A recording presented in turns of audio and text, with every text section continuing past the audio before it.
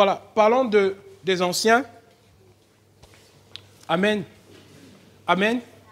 Nous sommes justement dans Acte 15. Je veux juste que vous voyiez quelque chose. En parlant tout à l'heure comment dire ça? En parlant tout à l'heure de la situation qui est arrivée dans l'église d'Antioche. Parce que les anciens, ça ne commence pas avec l'assemblée locale de Jérusalem.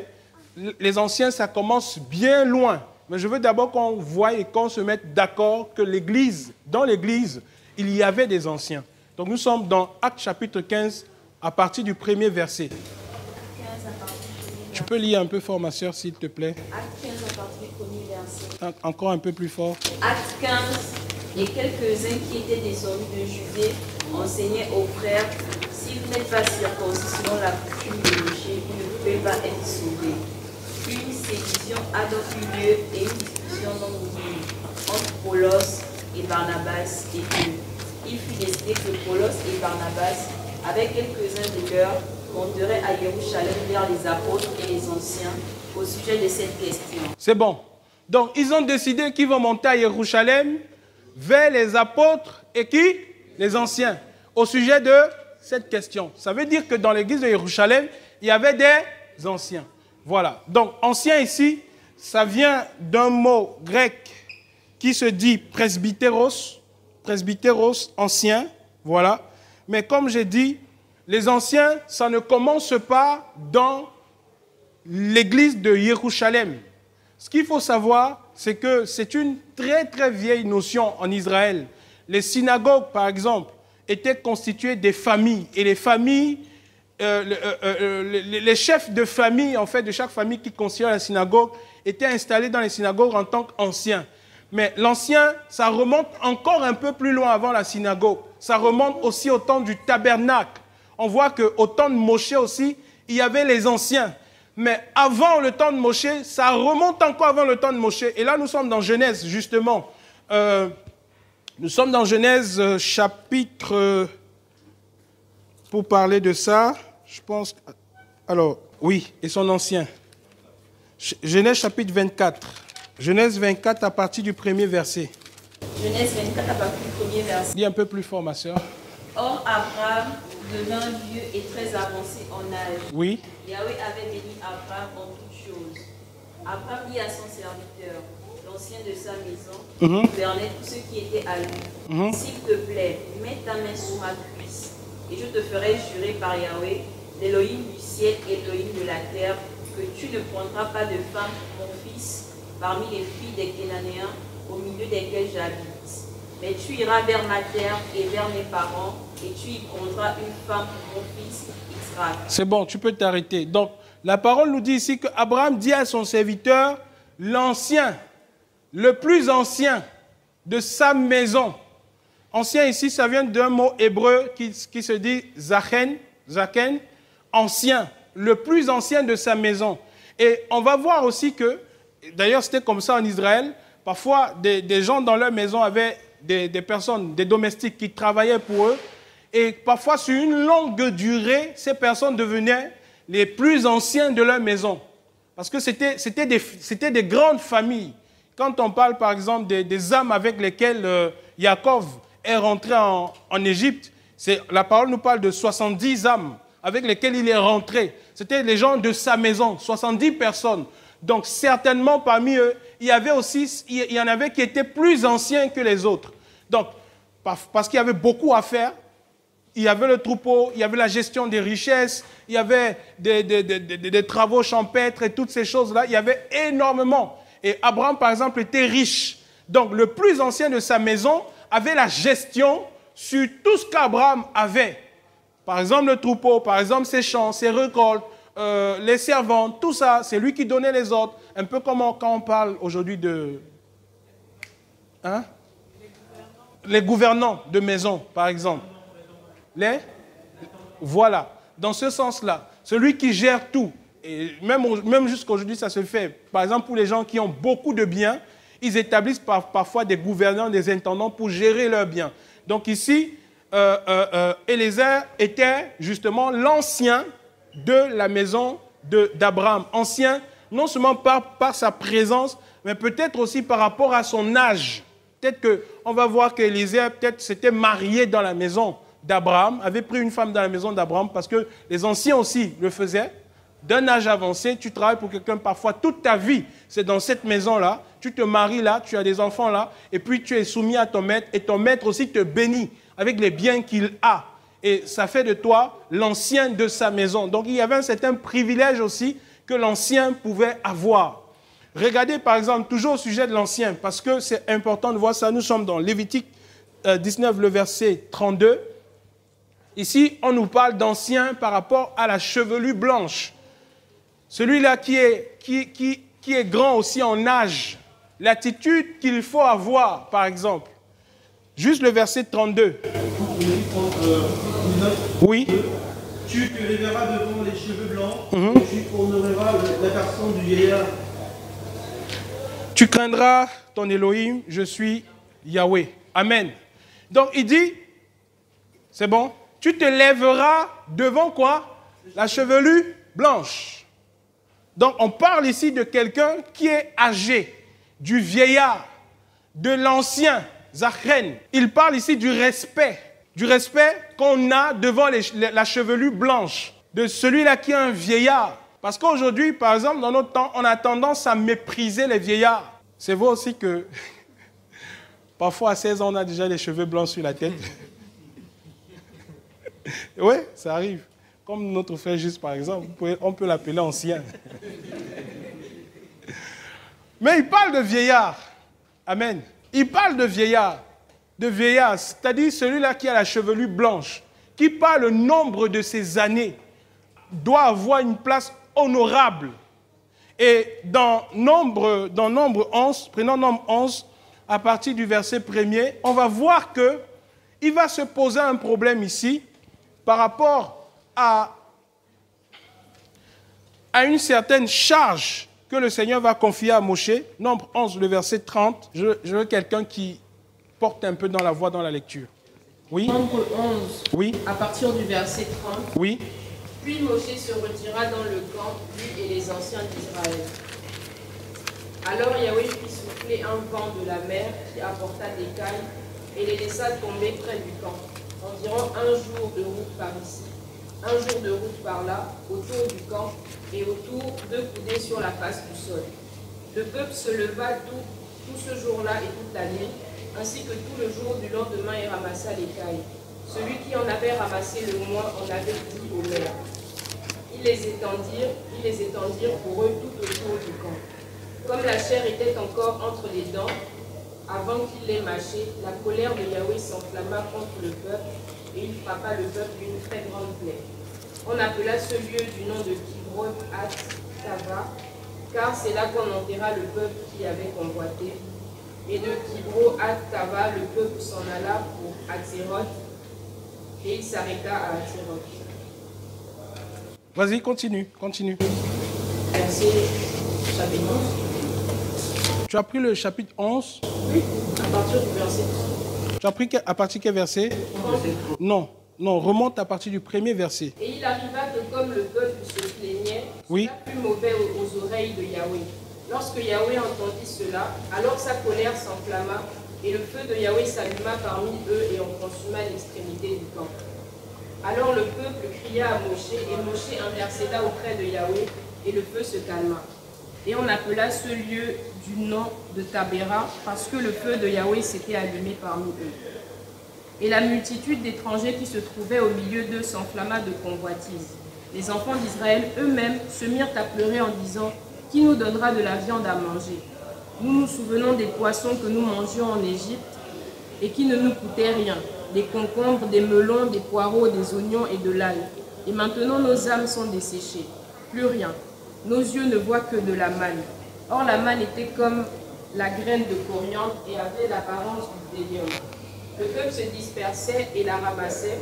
Il la moulait au meule ou la pilait dans un mortier. Il la cuisait au pot et en faisait des gâteaux. Elle avait le goût d'une liqueur d'huile fraîche, et quand la rosée descendait la nuit sur le camp, la manne y descendait aussi. Moshe entendit le peuple qui pleurait, chacun dans sa famille et à l'entrée de sa tente. La colère de Yahweh s'enflamma extrêmement et cela fut mauvais aux yeux de Moshe. C'est bon. Donc vous voyez que le peuple ici va se plaindre. Yahweh entend la plainte du peuple. Et la parole nous dit que le peuple pleurait chacun dans sa famille et à l'entrée de sa tente. Donc chacun dans sa maison poussait des murmures, des pleurs, des regrets. Et ce fut une chose qui déplut profondément à Yahweh, complètement, à cause de cette attitude. Et ça vient de qui? La parole nous dit au verset 4 que la multitude des étrangers qui se trouvaient au milieu d'eux s'enflamma de convoitise. Les enfants d'Israël eux-mêmes se mirent à pleurer en disant... Donc, ils ont été contaminés par les étrangers qui étaient parmi eux et qui ne connaissaient pas celui-là, comment Yahweh avait opéré et qui ne connaissaient pas la force de Yahweh. Comme quoi, les mauvaises compagnies, très bien. Tu marches avec un pleureur, un pleurnichard, tu finiras par devenir pleurnichard. Tu marches avec un paresseux, tu finiras par devenir paresseuse. C'est comme ça, c'est les règles, c'est les règles. Ils ont été contaminés. Et le Seigneur ici va prendre une décision terrible. Nous sommes donc, on va, ma soeur, à partir du verset 16. Alors Yahweh dit à Moshe, rassemble-moi 70 hommes des anciens d'Israël, de ceux que tu connais comme anciens et commissaires du peuple. Emmène-les à la tente d'assignation et qu'ils s'y présentent avec toi. Et j'y descendrai et je parlerai avec toi. Je mettrai de l'esprit qui est sur toi, sur eux, afin qu'ils portent avec toi la charge du peuple et que tu ne la portes pas tout seul. Et tu diras au peuple, sanctifiez-vous pour demain et vous mangerez de la viande, puisque vous avez pleuré aux oreilles de Yahweh en disant, qui nous fera manger de la viande, car nous étions bien en Égypte. Ainsi Yahweh vous donnera de la viande et vous en mangerez. Vous n'en mangerez pas 1 jour, ni 2 jours, ni 5 jours, ni 10 jours, ni 20 jours, mais jusqu'à 1 mois entier, jusqu'à ce qu'elle vous sorte par les narines et que vous en ayez du dégoût, parce que vous avez rejeté Yahweh qui est au milieu de vous. Vous avez pleuré devant lui en disant, pourquoi sommes-nous sortis d'Égypte? Moshe dit, 600 000 hommes de pied forment ce peuple au milieu duquel je suis. Et tu as dit, je leur donnerai de la viande, afin qu'ils en mangent 1 mois entier. Leur tuera-t-on des brebis ou des bœufs, en sorte qu'il y en ait assez pour eux? Ou leur assemblera-t-on tous les poissons de la mer, en sorte qu'il y en ait assez? Yahweh répondit à Moshe, la main de Yahweh sera-t-elle trop courte? Tu verras maintenant si ce que je t'ai dit arrivera ou non. Moshe sortit et rapporta au peuple les paroles de Yahweh. Il rassembla 70 hommes des anciens du peuple et les plaça autour de la tente. Yahweh descendit dans la nuée et parla à Moshe. Il prit de l'esprit qui était sur lui et le mit sur les 70 hommes anciens. Et il arriva qu'aussitôt que l'esprit reposa sur eux, ils prophétisèrent, mais ils ne continuèrent pas. Or il y eut 2 hommes restés dans le camp, l'un s'appelait Eldad et l'autre Médad, sur lesquels l'esprit reposa. Ils étaient de ceux qui avaient été inscrits, mais ils n'étaient pas allés à la tente et ils prophétisaient dans le camp. Alors un garçon courut le rapporter à Moshe en disant, Eldad et Médad prophétisent dans le camp. C'est bon, tu peux t'arrêter là. Nous voyons ici, frères et sœurs, qu'après ça, Yahweh donc choisit 70 anciens qui vont être ici les représentants du peuple. Et il va prendre l'esprit qui est sur Moshe et il va déposer sur ces anciens qui vont commencer à prophétiser. Et ensuite, c'est des anciens qui vont travailler avec Moshe et qui vont représenter le peuple. C'est très important ce qui se passe ici. Ce fut pas à cause des murmures, ce fut à cause du péché que cette solution est venue, que Yahweh va établir sur le peuple des anciens. Des personnes qui, ayant l'esprit du Seigneur, pourront, en plus de Moshe et les autres, parler au peuple, donner la direction, établir la volonté du Seigneur. C'est très important. Peut-être que s'il n'y avait pas eu ça, les choses se seraient passées autrement. Il va établir les anciens et ça va accompagner toute la vie du peuple. Plus tard, ces anciens, ça va se répercuter dans la synagogue quand on va quitter l'ère du temple. Donc les anciens se tenaient aux portes de la ville pour discuter des affaires de la cité, pour discuter de la bonne marche de la ville par rapport à la vision, pour régler des problèmes, des difficultés que le peuple avait. Quand il dit par exemple, si un homme donne sa fille, et qu'elle est vierge et que celui qui la prend vient nier les signes de sa virginité, les parents doivent présenter les signes de cette virginité-là auprès des anciens. Les anciens constituaient aussi comme une forme de tribunal pour juger les problèmes du peuple, pour donner la direction. C'était des personnes qui avaient l'esprit du Seigneur. Et donc, pour revenir à ce que nous sommes en train de dire, les anciens sont des personnes qui, du fait de leur âge et de leur sagesse sont capables de prendre des décisions. On n'est pas ancien lorsqu'on n'a pas la capacité de prendre des décisions. Parce qu'il y a des gens comme ça. Tu veux être ancien, mais tu ne sais pas prendre de décisions. C'est des gens qui, du fait de leur âge et de la maturité de la vie, savent éviter les erreurs et conduire le peuple dans une bonne voie. Et c'est ce qu'on voit ici. On va prendre un autre texte, parce qu'il faut aussi qu'on parle de Yeshua en tant que l'ancien. Alléluia. Parce que si les anciens ont accompagné toute la vie du peuple d'Israël, jusqu'à ce que la croix arrive, notre maître, quand il est venu, avant que les anciens ne soient établis dans son ecclésia, parce qu'il a dit, je bâtirai mon ecclésia et les portes du séjour des morts ne prévaudront point contre elle, il fallait qu'il se présente aussi comme un ancien.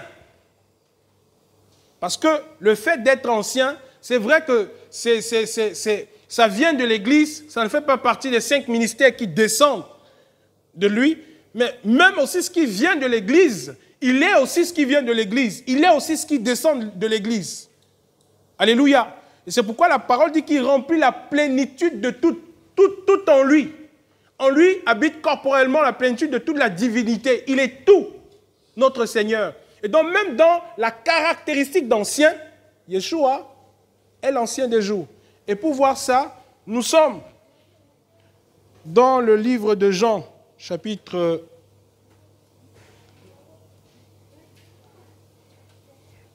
8.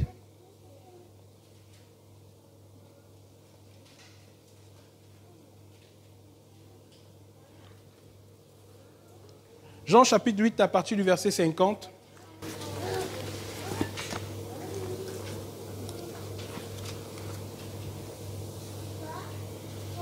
Jean chapitre 8 à partir du verset 50. Or je ne cherche pas ma gloire, il y en a un qui la cherche et qui juge. Amen, amen, je vous le dis. Si quelqu'un garde ma parole, il ne verra pas la mort, à jamais. Les Juifs lui dirent donc, maintenant nous savons que tu as un démon. Abraham est mort et les prophètes aussi.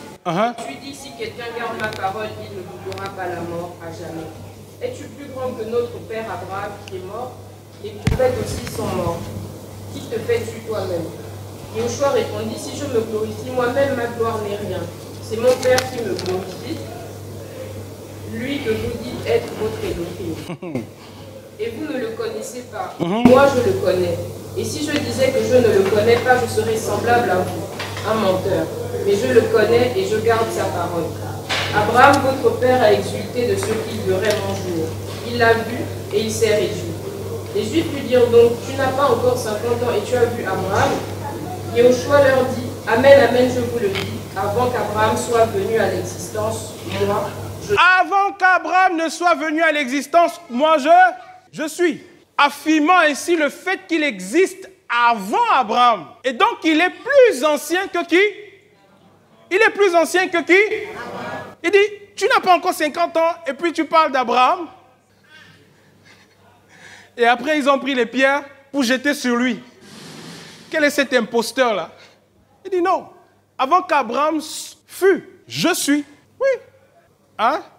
L'ancien des jours. Celui qui existe de toute éternité. Le commencement et la fin. Il dit, je suis l'alpha et l'oméga. C'est ce qu'il dit dans Apocalypse, n'est-ce pas? Regardons ça un peu. Apocalypse à partir du premier verset. Parce qu'il faut que l'on comprenne, frère. C'est une charge qui est très importante. Et le plus ancien dans l'église du Seigneur, c'est le Seigneur Yeshua. L'ancien par excellence. Et tous les apôtres qui ont été reconnus dans la charge d'anciens se sont identifiés en Yeshua en tant qu'anciens. Regardez, frère. Apocalypse chapitre 1, quel verset là? Vas-y, mon frère. 1, 8. Moi, je suis l'alpha et l'oméga. Moi, je suis quoi? L'alpha et l'oméga, dit le Seigneur. Donc, il s'établit, il s'identifie en tant qu'alpha. Alpha, c'est quoi? Hein? Commencement. Et quand il parle du commencement ici, c'est depuis le commencement de la création. Et depuis le commencement même de l'éternité. Si seulement l'éternité a un commencement. Il dit, je suis le commencement et la fin. Ça veut dire, quand Yeshua, l'ancien, on retrouve l'éternité. Alléluia. Il est l'ancien des jours. Il est notre ancien. Celui chez qui on peut se plaindre. Hein? 23 aussi. Il dit quoi? J'ai été établi depuis l'éternité dès le commencement, avant l'origine de la terre. Aha.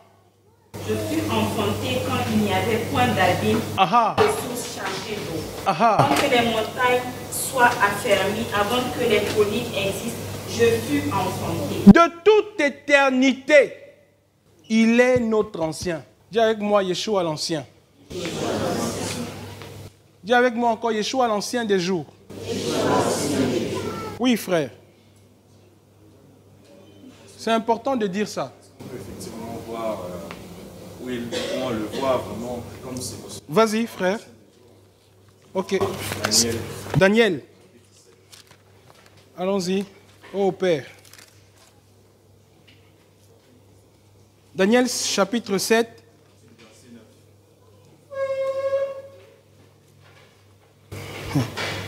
Page 906.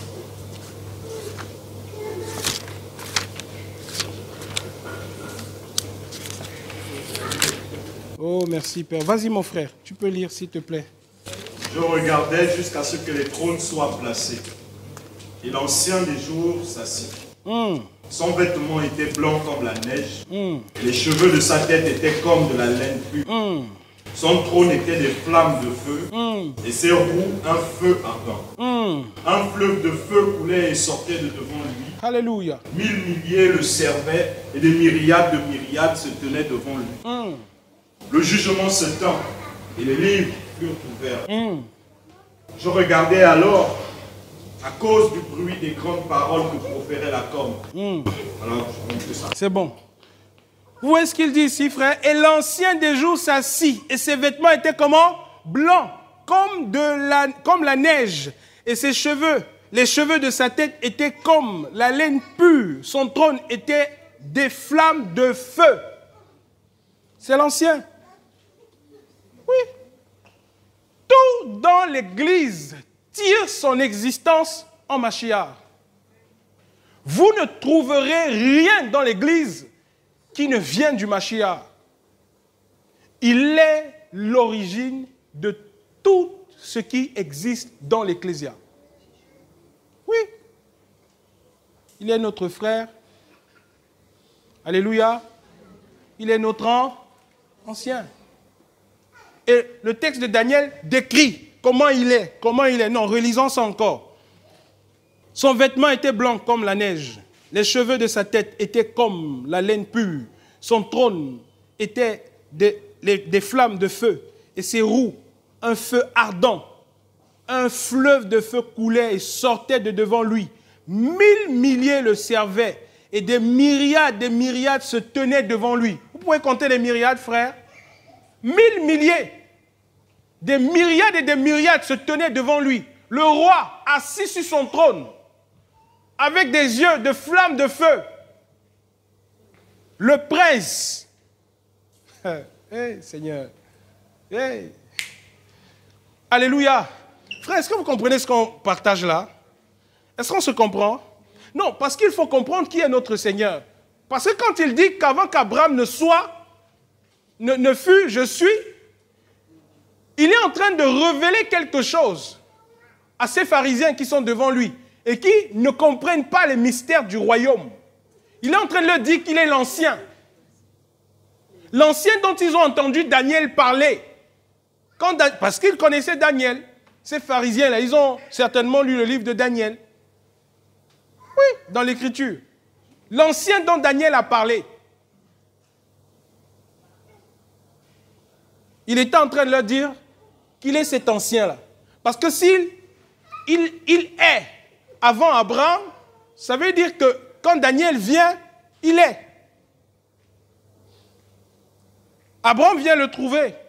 Daniel vient le trouver. Moshe vient le trouver. David vient le trouver. Et un jour dans Apocalypse, Oui. on révèle aussi en tant qu'ancien de jour. Ah, voyons ça aussi. Alléluia. Il est notre ancien. Yeshua. Oh Père. Alléluia.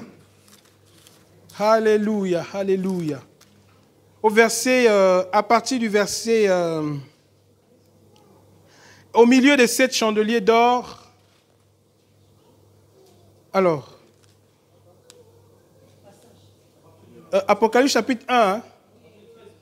Au milieu de 7 chandeliers d'or, verset 13, quelqu'un de semblable à un fils d'homme, vêtu d'une longue robe et ayant une ceinture d'or sur la poitrine, sa tête et ses cheveux blancs, comme la laine blanche et comme de la neige, et ses yeux comme une flamme de feu, et ses pieds semblables à du cuivre ardent, comme embrasé dans une fournaise, et sa voix comme le bruit des eaux, des grandes eaux. Et dans sa main droite, il y a 7 étoiles, et de sa bouche sort une épée aiguë à 2 tranchants. Et son visage est comme le soleil lorsqu'il brille dans sa force. Et quand je le vis, je tombai à ses pieds comme mort. Et il posa sa main droite sur moi en me disant, « N'aie pas peur, je suis le premier et le dernier et je vis. J'étais mort et voici je suis vivant d'âge en âge. Amen. Et je détiens les clés de l'Hadès et de la mort.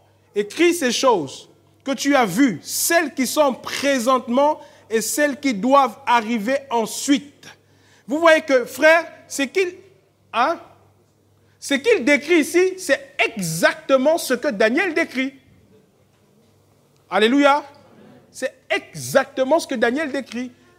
Et il est justement cet ancien des jours, assis sur le trône et qui est servi par des myriades et des myriades. Vous pouvez comprendre pourquoi il a dit à Pilate, mon royaume n'est pas de ce monde. Parce que si mon royaume était de ce monde, il y a longtemps que j'aurais fait appel à mes serviteurs. Ce n'était pas la ressource qui manquait au Père. Et ça doit être notre attitude, frère. C'est que devant toutes les situations, nous devons nous dire que notre royaume n'est pas de ce monde. Nous n'appartenons pas à ce monde. Nous sommes des étrangers, des passagers sur la terre. Parce que notre chef ne s'est pas identifié comme faisant partie de ce monde. Il est dans le monde, mais il n'est pas du monde. Et c'est pourquoi, comme 1000 milliers le servent, comme il y a des myriades qui le servent, nous aussi, il met à notre disposition, dans sa grâce, des milliers de serviteurs qui nous accompagnent au quotidien et qui opèrent sous son commandement en notre faveur. C'est pour ça qu'on n'a pas peur, frère. C'est pour ça que nous marchons avec assurance. Et que la parole dit, si l'Éternel est pour moi, qui? Parce que s'il dit que l'Éternel est pour toi, ça veut dire que toute la myriade d'anges dans les cieux, cette myriade-là est aussi avec toi, est pour toi aussi. Alléluia. Il est l'ancien. Avançons. Et donc, on va voir que il est l'ancien. Et donc ensuite, dans son église qu'il va bâtir, il va donc établir dans son ecclésia des anciens. Comme lui, il est l'ancien, qui vont travailler à la charge, comme lui, il a travaillé. Nous sommes ici dans Actes chapitre 11. Je dis que à la différence des anciens de la synagogue, les anciens en Machia de l'ecclésia, ce sont des personnes qui sont remplies de sagesse, capables de prendre des décisions et qui ont l'esprit du Seigneur. Parce que l'esprit du Seigneur, la plénitude de l'esprit du Seigneur fait la différence entre les anciens de l'ecclésia et les anciens de la synagogue. Les anciens dans le monde, des associations. C'est que les anciens dans le Seigneur ont la plénitude de l'esprit du Seigneur. Donc si un ancien est établi dans l'ecclésia et qui n'est pas rempli de l'esprit du Seigneur, c'est un problème. Dans Actes chapitre 7, alors que l'église venait de naître et qu'il s'est posé un problème dans le service, les apôtres ont dit, choisissez au milieu de vous 7 hommes de qui l'on rende un bon témoignage, rempli du Saint-Esprit, juste pour le service.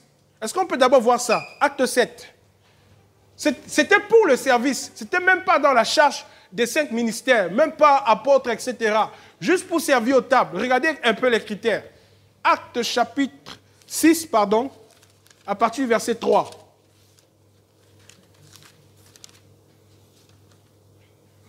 Allons-y. Acte 6, verset 3. Oui. Regardez donc, frères, pour choisir 7 hommes parmi vous, Oui. de qui l'on rend un témoignage honorable, rempli de l'Esprit Saint. Un témoignage honorable, rempli de l'Esprit Saint et de sagesse, auquel nous confierons auquel nous confierons ce devoir. C'est bon. Honorable, de qui l'on rend un bon témoignage. Le témoignage compte. Et rempli de l'Esprit du Seigneur. Alléluia. Vous savez, frères, la plénitude du Saint-Esprit est une chose capitale pour la direction de l'Église. Quand vous avez dans une assemblée des frères qui ont une certaine charge, s'ils ne sont pas remplis de l'Esprit du Seigneur, vous allez fonctionner dans la chair. Et c'est pourquoi lorsqu'on a une charge dans l'Église, on doit constamment soupirer après la plénitude de l'Esprit du Seigneur. Chercher à être constamment rempli du Seigneur. C'est un devoir. Un ancien, quelqu'un qui sert dans l'assemblée d'Élohim, dans l'ecclésia du Mashiach. Parce qu'il dit que je bâtirai mon ecclésia et les portes du séjour des morts ne prévaudront point contre elle. Pourquoi? Parce que ceux qu'il a établis dans l'Église ont la plénitude de l'Esprit du Seigneur et sont avertis par l'Esprit du Seigneur lorsque l'ennemi attaque. Et donc c'est un danger fatal lorsque vous avez dans l'Église des personnes qui servent et qui ne sont pas remplies de l'Esprit du Seigneur. Frère, remarquez, il n'a pas dit à moitié. Il n'a pas dit à un certain niveau. Il dit rempli. Alléluia. Alléluia. Il dit rempli de l'Esprit du Seigneur. Quand on est rempli de l'Esprit du Seigneur, on a la vision du Seigneur. On a la pensée du Seigneur. On a le cœur du Seigneur. On a la direction du Seigneur. On va dans la direction du Seigneur. Être rempli. Rempli. C'est ça qui fait la différence. C'est pourquoi, frère, peu importe le service, ici c'était pour servir aux tables. Il n'a même pas parlé d'anciens. C'est-à-dire, si vous avez quelqu'un qui veut servir aux tables, qui veut juste prendre un balai pour commencer même à balayer juste la salle, puis qui veut ranger les chaises, il dit qu'il faut qu'il soit quoi? Rempli. Vous voyez à quel point, frère, dans l'église, ce n'est pas n'importe qui se lève, qui rentre et qui commence à faire ça, qui commence à faire ça, qui commence à jouer aux instruments, qui commence à chanter ici. Non. Non. C'est l'église du Mashiach. Pourquoi il faut ça? Parce que constamment et permanemment, le royaume des ténèbres est tourné contre l'église. La bataille du royaume des ténèbres, c'est la destruction de l'église. Il faut que l'église meure. L'église est la cible à abattre. Il faut fatiguer les enfants du Seigneur, leur plonger dans le sommeil, dans la lourdeur, dans la fatigue. Il faut qu'ils soient dans l'erreur, qu'ils fassent les mauvais choix, qu'ils soient dans une autre volonté. Est-ce que vous comprenez? Qu'ils fassent des choses, ne soyez pas distraits, qu'ils fassent des choses en fait qui ne sont pas du Seigneur. Et le Seigneur dit que pour faire un service dans l'église, il faut être rempli de l'Esprit du Seigneur. Oh, merci Saint-Esprit. C'est fort, hein? C'est fort, n'est-ce pas? Non, ça veut dire qu'à partir de là, on ne laisse pas n'importe qui faire n'importe quoi. C'est-à-dire même pour prendre le balai et donner à une soeur que ma soeur, s'il te plaît, tu peux faire ça. Rassure-toi qu'elle soit remplie de l'Esprit du Seigneur. Parce que chaque espace qu'elle balaie, elle imbibe cet espace-là de la présence du Seigneur. Vous savez ça, frère? Si tu donnes à un frère, tu dis, viens ranger les chaises, et qu'il est animé d'un autre esprit, si en lui, il est rempli du sommeil, de la lourdeur, de la fatigue, les gens qui viendront s'asseoir là vont bénéficier de l'esprit qui l'accompagne. Oui. Pourquoi? Parce que le monde des ténèbres est constamment tourné contre l'Église. Les portes du séjour des morts tournées contre l'Église. L'Église est la cible principale. Il faut la détruire. Ils ne doivent pas arriver au bout. C'est pour ça que ce qu'il fait, c'est que tu te prennes la tête avec le taxi avant d'arriver ici. Ouais. pour que tu sortes dans ta chair. Et comme tu sors dans ta chair, tu t'es disputé avec le taximan, tu arrives là, charnel. Et tu penses que tu es rempli de l'Esprit du Seigneur. La chair vient de parler, hein. Bien charnel comme il faut. Tu viens, tu t'assois. Comme tu as l'habitude de classer les chaises, tu arrives, tu classes les chaises. Frère, ce n'est pas comme ça que ça se passe. Non, ce n'est pas comme ça que ça se passe. Si tu n'es pas rempli de l'Esprit du Seigneur, ne travaille pas. Nous dirons au Seigneur, Père, du milieu de nous, nous n'avons pas trouvé d'hommes remplis de ton esprit. Suscite des hommes. Si tu n'as pas la plénitude de l'Esprit du Seigneur, ne touche à rien dans l'église du Seigneur. Parce que tout est saint, sanctifié.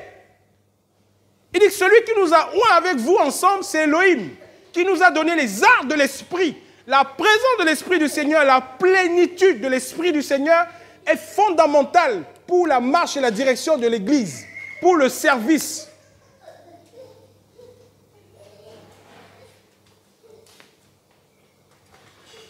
Ça veut dire qu'il n'y a rien qui est à négliger, frère. Tu n'es pas rempli de l'Esprit du Seigneur, ne viens pas nous amener les cantiques de la chair. Ce n'est pas un jugement. Non, c'est la parole. Parce que là, il est question, il parle de ceux qui vont servir à la table, des diacres. C'est un service. Oui. Tout service dans la maison, dans l'église, dans le sanctuaire de la sainteté, de la présence du Seigneur, là où se trouve le chef, le patron, là où l'huile coule, où le Saint-Esprit est établi en maître et Seigneur. Vous venez vous amuser, frère. Ça vient là, ça commence à regarder les femmes, ça commence à regarder les hommes, ça vient, c'est rempli dans la chair, des anciens qui font des choses qui ne sont pas acceptables dans l'église. C'est pourquoi l'église est malade. Parce que beaucoup de ceux qui sont au service n'ont pas la plénitude de l'Esprit du Seigneur, n'ont pas la vision de l'Esprit du Seigneur, ne voient pas dans la direction du Seigneur. C'est ça, frère. Si nous avons des gens qui servent et qui n'ont pas cette plénitude-là, frère, je vous assure, ça ne marche pas. Et c'est pourquoi je veux dire à quelqu'un, quand tu arrives en assemblée, si tu sens que tu sors d'un endroit qui est chaud, où tu as été frustré, où ta chair a parlé, et que tu as une tâche que tu as l'habitude de faire, calme-toi. Ne te précipite pas, assieds-toi. Pose-toi et reste-toi avec le Seigneur. Jusqu'à ce que ton cœur retrouve la plénitude de l'Esprit du Seigneur. Ne touche pas cette chaise-là. Peut-être fais signe à un ancien que bon, franchement, là où je suis, c'est pas trop ça. On se comprend. On sait qu'on peut avoir des faiblesses. On sait qu'on peut avoir des difficultés. Le Seigneur, il sait comment il nous conduit. Nous lui faisons confiance. Il est celui qui intercède pour nous. Mais quand ça ne va pas, aie l'humilité de dire, bon, vraiment, je vais me calmer un peu avec le Seigneur. Il faut que je me retrouve d'abord, avant de commencer à ranger les chaises. Alléluia. Avançons dans Acte 11.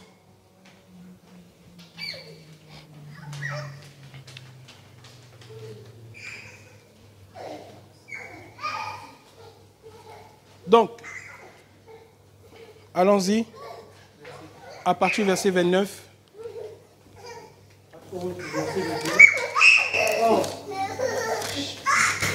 Or, les disciples résolurent d'envoyer chacun selon ses moyens. Un peu plus fort, mon frère, s'il te plaît. Les disciples résolurent d'envoyer... Remonte au verset 27. 27, oui. Et en ce temps-là, quelques prophètes descendirent de Jérusalem et Antioche, et l'un d'eux, d'un nom d'Agabos, se leva et déclara par l'Esprit qu'une grande famine devait arriver sur toute la terre. Elle arriva en effet sous Claudius César. Or, les disciples résolurent d'envoyer chacun, selon ses moyens, quelques secours pour subvenir aux besoins des frères qui habitaient la Judée. Ce qu'ils firent aussi, l'envoyant aux anciens par les mains de Barnabas et Shaoul. Donc, le prophète a prophétisé, la famine est arrivée, l'église s'est mobilisée pour envoyer des dons aux frères qui sont à Jérusalem par les mains de Paulos et Barnabas, pour envoyer les dons aux anciens qui sont à Jérusalem. On a vu tout à l'heure dans Acte 15 que l'église à Jérusalem était constituée des apôtres, des anciens et des frères. Et il faut voir que les 12 à Jérusalem aussi faisaient partie du collège d'anciens. C'était des anciens. Par exemple, on a vu hier que Pétros, dans 1 Pierre chapitre 5, il dit, je dis aux anciens, je m'adresse aux anciens, moi, ancien comme eux. 1 Pierre 5, à partir du premier verset. Donc, il était ancien. Yohanan aussi, dans 2 Yohanan, 2 Jean chapitre 1, il dit l'ancien à Kyria, l'ancien à Gaius. Donc, il s'identifie comme étant ancien. On peut voir là que dans le collège des 12, ils étaient aussi considérés comme des anciens à l'image du Seigneur. Alors, maintenant qu'on a dit ça, comment fait-on pour devenir ancien? Non, avant ça, voyons les anciens d'Éphèse, Actes chapitre 20. Voyons les anciens d'Éphèse et après on va voir les critères donc, pour devenir ancien. Actes chapitre 20 à partir du verset 17. Actes 20, 17. Un peu plus fort, frère, s'il te plaît. On allait chercher à Éphèse les anciens de l'Église. Et lorsqu'ils furent arrivés vers lui, il leur dit, vous savez de quelle manière je me suis toujours conduit avec vous. Dès le premier jour où je suis entré en Asie. Étant esclave du Seigneur en toute humilité, avec beaucoup de larmes et au milieu des tentations qui me sont arrivées par des embûches des Juifs. Vous savez que je n'ai rien caché de ce que je vous étais utile et que je n'ai pas craint de vous prêcher et de vous enseigner publiquement et dans les maisons, prêchant tant aux Juifs qu'aux Grecs la repentance envers Elohim et la foi en Yahushua Mashiach, notre Seigneur. Et maintenant, voici, étant lié par l'Esprit, je vais à Yerushalayim, ne sachant pas les choses qui m'y arriveront, seulement de ville en ville. Le Saint-Esprit atteste et me dit que les liens et les tribulations m'attendent.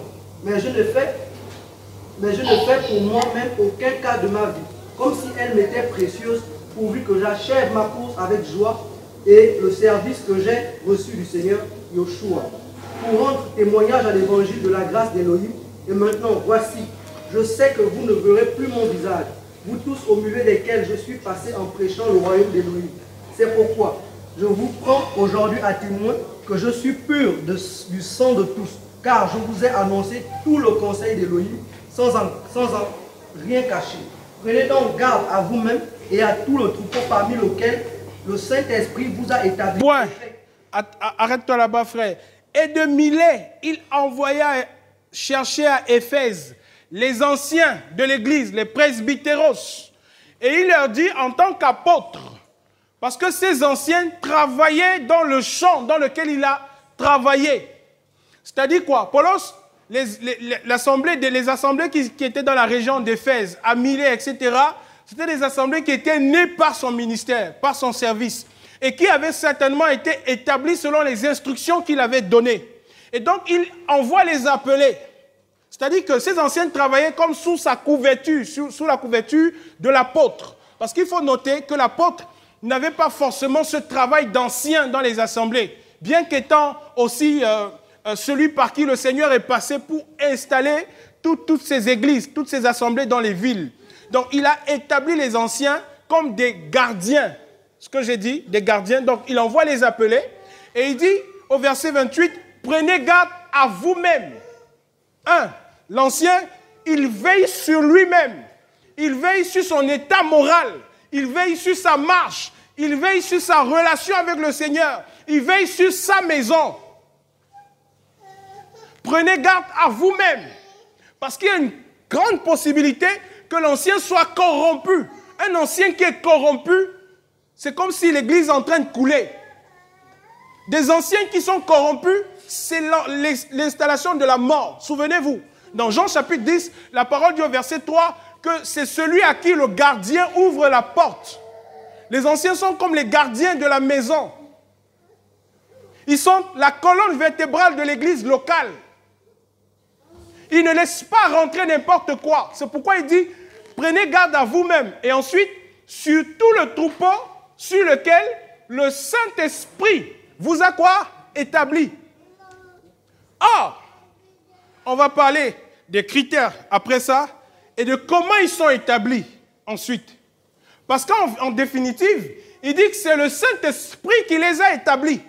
Mais il y a eu un processus par lequel ils ont été établis. Il dit, le Saint-Esprit vous a établi pour faire quoi? Pour paître. Pour faire quoi? Paître l'église d'Élohim. Qu'il a acquise par son propre sang. Non. Le Saint-Esprit vous a établi évêque. Pour paître. Le troupeau. Oui. Ok, c'est bon. Donc, le Saint-Esprit vous a établi évêque. On a un deuxième mot qui fait surface ici, dont je n'ai pas parlé. Je dis qu'ancien, c'est presbytéros. Ici, il dit que le Saint-Esprit vous a établi évêque. Évêque, c'est épiscopos, qui signifie simplement surveillant, gardien. Alléluia. Donc, on voit que presbytéros, c'est le nom. Épiscopos, c'est la fonction. C'est ce qu'il fait. Le presbytéros fait fonction d'épiscopos. Donc, il surveille, il garde pour le Seigneur. Alléluia. Avec le Seigneur, dans le Seigneur. Prenez garde. Veillez, il dit, prenez garde à vous-même et au troupeau du Seigneur, sur lequel le Saint-Esprit vous a établi évêque. Ça veut dire que, parce qu'évêque signifie en anglais bishop. Alléluia. Oui, en anglais ça signifie bishop. Vous me voyez venir. Ok, d'accord. Bon, je n'avance plus, je reviens. Donc, vous voyez que l'évêque, c'est celui qui surveille. Ça n'a rien de spécial. Parce qu'il y en a qui font du nom d'évêque un mystère. Évêque tel. Avec une grosse croix. Un mystère. Ça n'a rien de mystérieux. Il est là pour surveiller. Il est là pour garder, étant rempli de l'Esprit du Seigneur, de sagesse, pour prendre des décisions dans la maison du Seigneur, selon la vision du Seigneur. Alléluia. Il dit, et pour paître. Donc, on voit que le presbytéros a aussi une fonction de pasteur. Alléluia. Il paisse le troupeau sur lequel ils ont été établis. Ça veut dire qu'on parle ici des anciens qui notamment donnent du pâturage au troupeau du Seigneur. Prenez garde.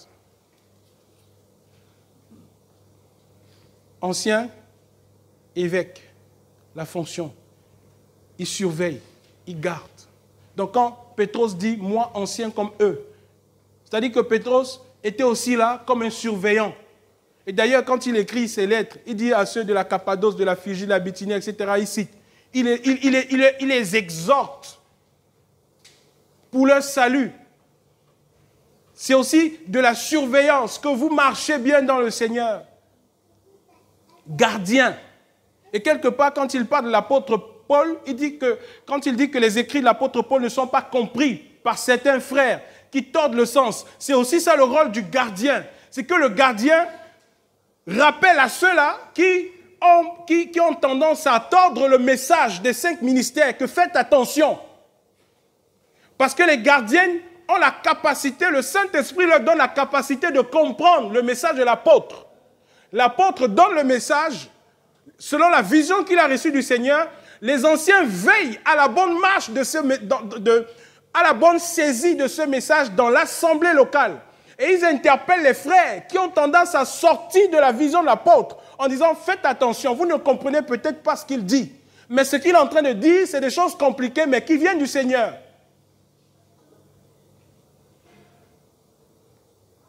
Alléluia. C'est pourquoi les anciens ont un rôle capital. Capital. Et vous pouvez voir dans le livre de Galates cette collaboration, cette entente qu'il y avait entre l'apôtre Paul, les autres apôtres, dans Actes 21, comment quand il revient de toutes les assemblées que le Seigneur lui a donné d'installer, ils vont dans la maison, je pense que c'était Jacob, où la parole dit qu'ils étaient... C'est Jacob, c'est ça? Philippos, ok. Où tous les anciens étaient réunis ensemble avec toute l'église. Et Paulos leur a fait un compte rendu de tout le travail qu'il a fait auprès d'eux. Il rend des comptes, il explique, voilà comment le Seigneur a travaillé, voilà les assemblées, voilà. Il explique, et ensuite Jacob prend la parole. Il dit, Jacob, ok. Et ensuite, Jacob va prendre la parole, ils vont prendre la parole pour donner des instructions à Apollos. Mais ce que je veux dire, c'est qu'il y a cette collaboration-là, cette entente. Et ils avaient reconnu que ce que Paul avait reçu venait du Seigneur. Que la vision que Paul avait eue venait du Seigneur.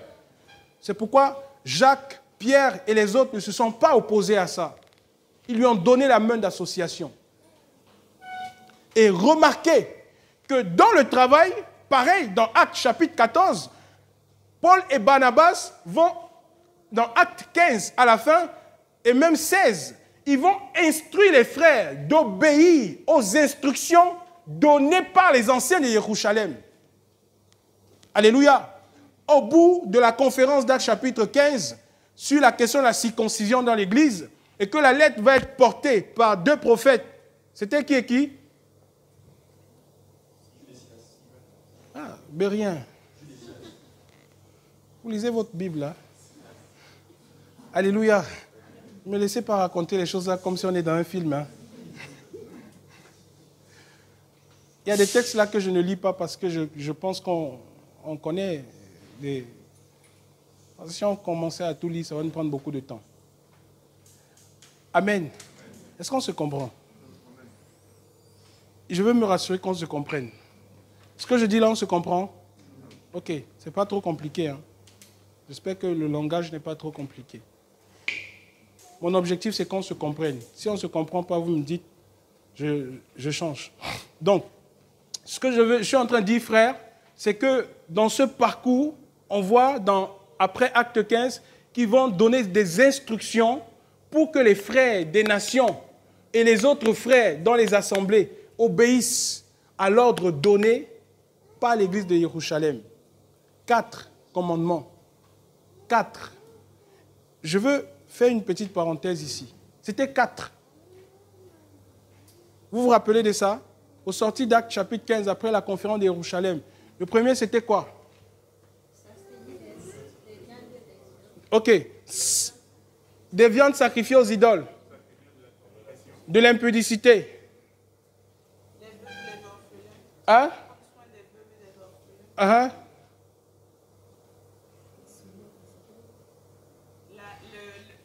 Le sang. 1. Les viandes sacrifiées aux idoles. 2. Le sang. 3. L'impudicité. 4. Merci. Donc, il dit, voilà ce que nous pouvons demander aux gens des nations que nous sommes tous ici. Il y a un juif ici? Ok. Non, parce qu'il y a toujours des gens qui se sentent juifs. Il dit, voilà ce que nous demandons aux gens des nations d'appliquer. Parce qu'ils savent que, vous, gens des nations, vous ne connaissez pas ce qui est contenu dans l'application des 613 commandements de la loi. Donc, quand on pose la question aux gens, quels sont les commandements qu'il faut appliquer de nos jours? Les gens disent 10 commandements. Vrai ou faux? Hein? Non, aujourd'hui, là, c'est les 10 commandements qu'il faut appliquer. Vous ne comprenez pas le mécanisme de fonctionnement de l'Esprit du Seigneur. Paulos dit à Timothée, il dit le but du commandement, écoutez-moi très bien, frère, le but, l'objectif, la finalité du commandement, c'est quoi? Hein? Non. Oh là là. Non. Le but du commandement, c'est l'amour. L'objectif, c'est que cela produise la vie. Et c'est pourquoi il a dit que tu aimeras le Seigneur, ton Elohim, de tout ton cœur, de toute ton âme, de toute ta force, de toute ta pensée, et tu aimeras ton prochain comme toi-même.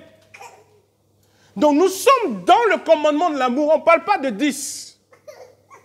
On parle du commandement de l'amour vis-à-vis du Seigneur et vis-à-vis de notre prochain. C'est l'accomplissement de la Torah. Nous marchons dans l'accomplissement de la Torah qui est l'amour du Seigneur, qui remplit nos cœurs par le Saint-Esprit. Et c'est pourquoi, étant dans cette vie, dans l'esprit de vie, il n'y a pas de mort, il n'y a pas de péché. Nous marchons selon l'esprit.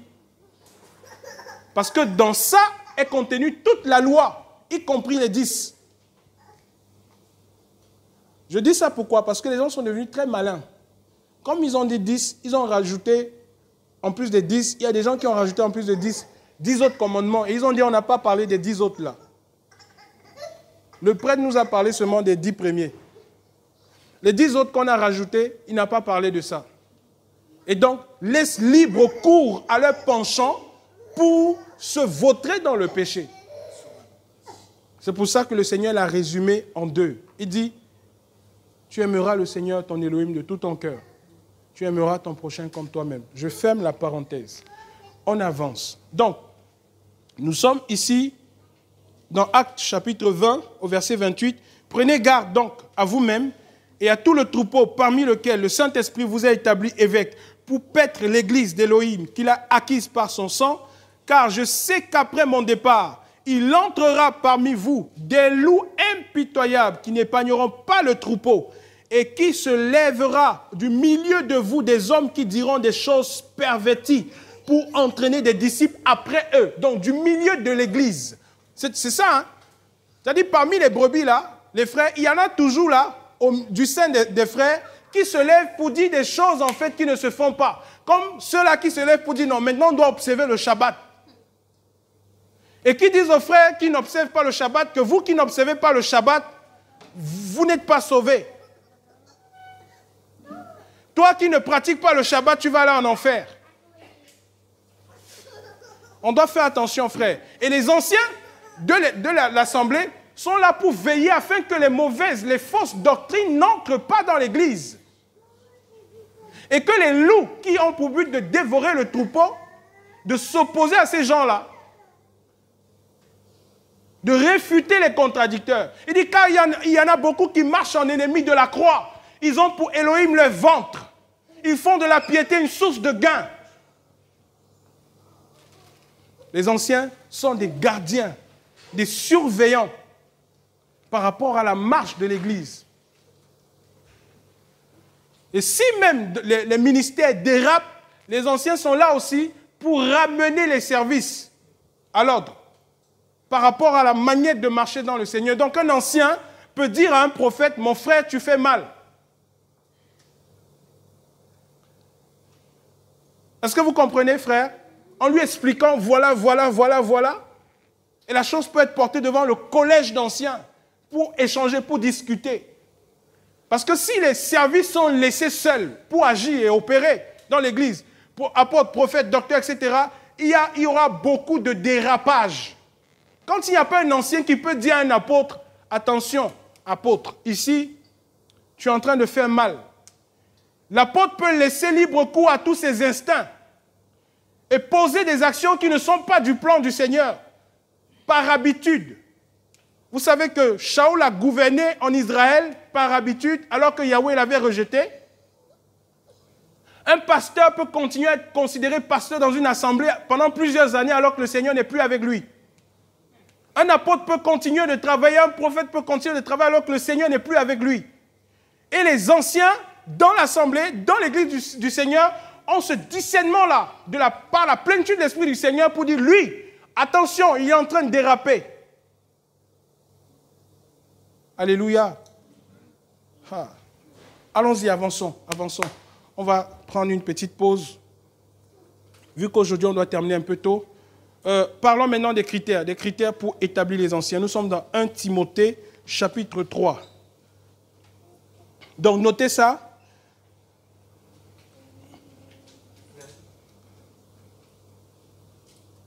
J'ai dit que les anciens veillent sur eux-mêmes et sur le troupeau. Voilà. Un point très important avant de prendre les critères. Dans l'Église, tous les presbytéros, non, tous les épiscopes sont presbytéros. Mais tous les presbytéros ne sont pas forcément épiscopes. Je m'explique. Alléluia. Oui. Je n'ai pas compris. Avant de continuer, ça veut dire quoi? Presbytéros. Presbytéros, ancien. Épiscope, surveillant. C'est bon? Presbytéros, ancien. Épiscope, surveillant. D'accord. Tous les anciens, tous les surveillants sont anciens. Mais tous les anciens ne sont pas forcément surveillants. Ça veut dire quoi? J'ai parlé des anciens tout à l'heure par la chevelure blanche. Il peut y avoir dans l'église des gens qui sont anciens, de par la maturité de la vie, de par la chevelure blanche. Peut-être même parce qu'ils sont dans la foi depuis. Mais ils n'ont pas cet appel de surveillant. Ils sont là simplement des frères. Est-ce que vous comprenez, frères? Parce que l'épiscope, c'est une charge. C'est une charge, c'est quelque chose, c'est comme un appel. Ce n'est pas parce que tu es vieux, tu as la chevelure blanche que forcément tu es épiscope. Sinon, on va considérer tous ceux qui ont la chevelure blanche dans l'église comme des épiscopes. Non. Il faut qu'il y ait cette charge-là dans ton cœur. 1 Timothée 3, à partir du premier verset, qu'est-ce qu'il dit? Cette parole est sûre. Cette parole est sûre. Si quelqu'un désire. Attends, à chaque fois, frère, que vous allez lire les écrits de l'apôtre et que vous allez trouver cette expression, cette parole est certaine, cette parole est sûre. Arrêtez-vous devant cette parole.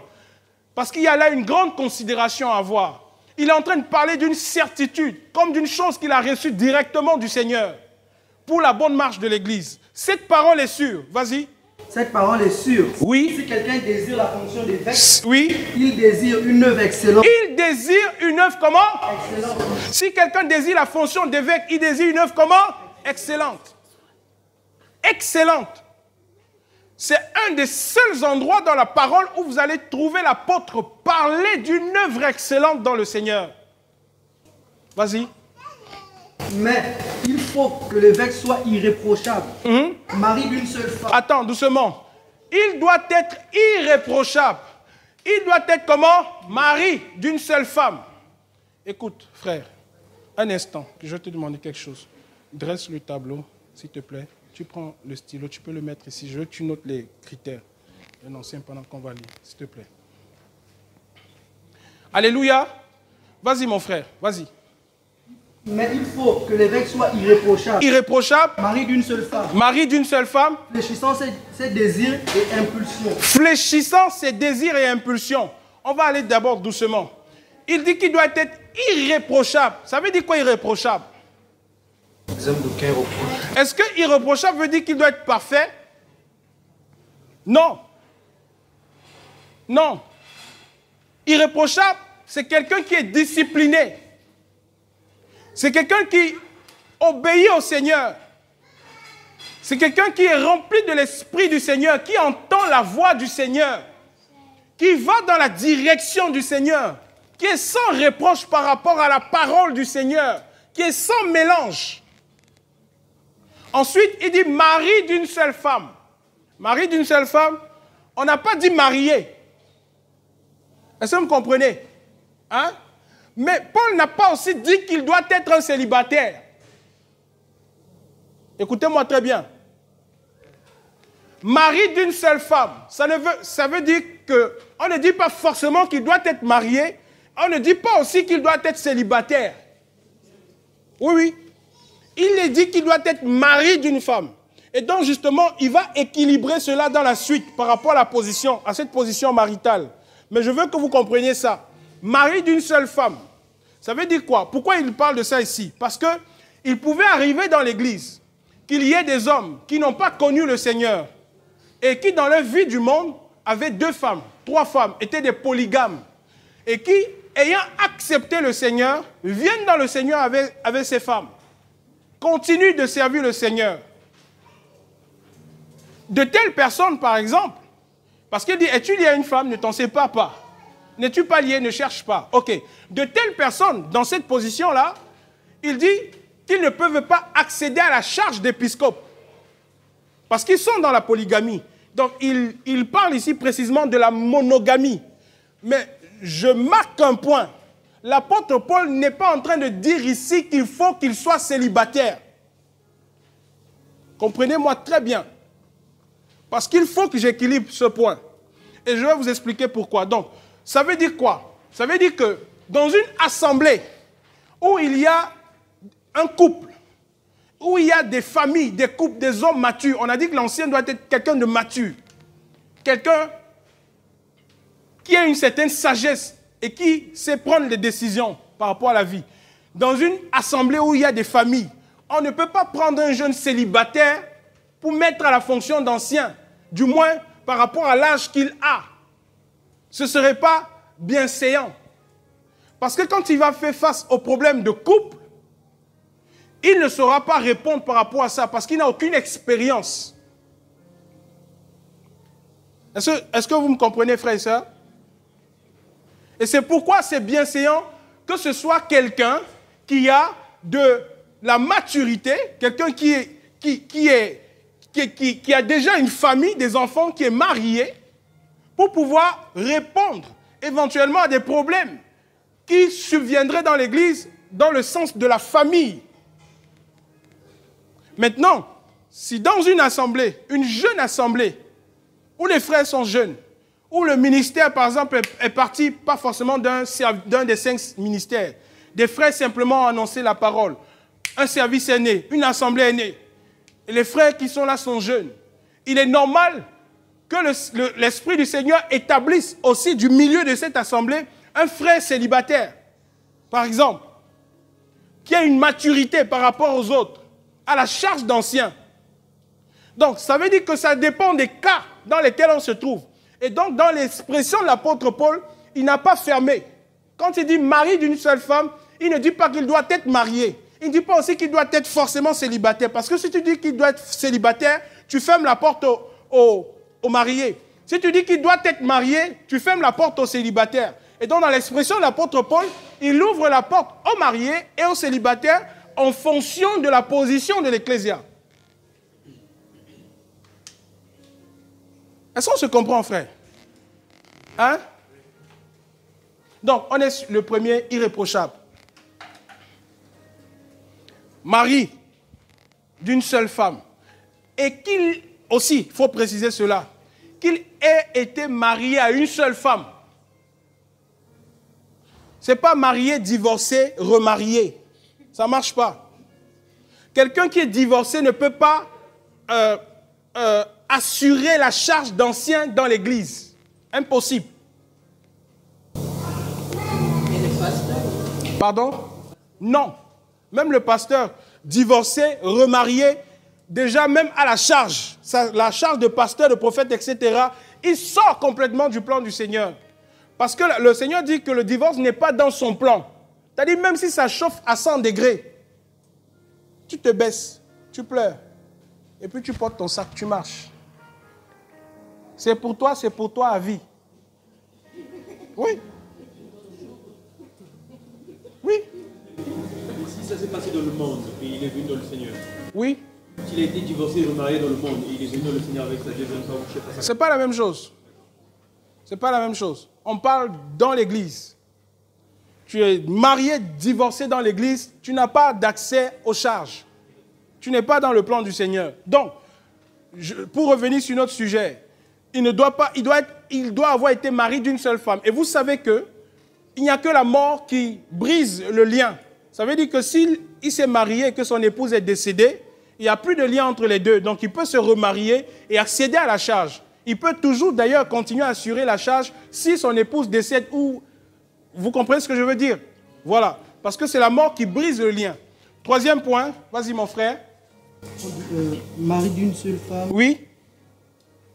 Fléchissant ses désirs et impulsions. Fléchissant ses désirs et impulsions. Il parle d'un ancien.